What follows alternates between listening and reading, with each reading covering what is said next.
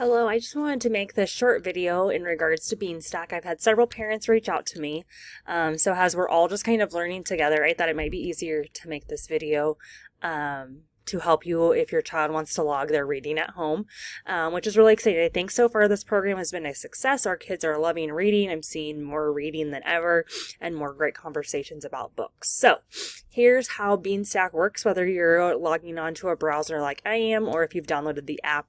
The process is the same. So I'm first going to search for our school.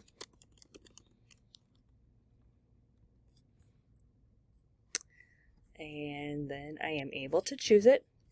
And now we are logging in with Clever, which I know might confuse kids a little bit, but it's just using their Google account that they used to get onto their Chromebooks and things like that. So it's their first and last name at superiorwildcats.org, and then hopefully they all know what their password is, but it typically is Wildcats and their lunch number.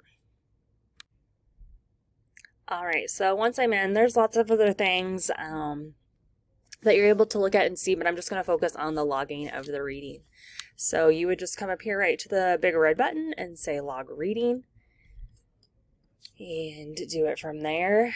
So you can choose any date back. I think I just did it for maybe like a month's time that we can go back just to kind of keep kids keeping things up to date and current.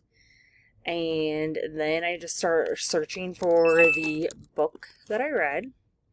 Most of the time they will pop up, but not always. And then I just put in my time I spent reading.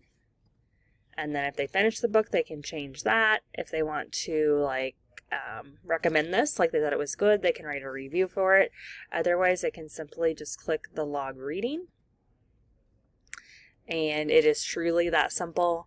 It's logged, it's there for me to see, and it starts counting towards our minutes. So hopefully that helps just with some of the confusion, but please don't hesitate to reach out if there are any more questions.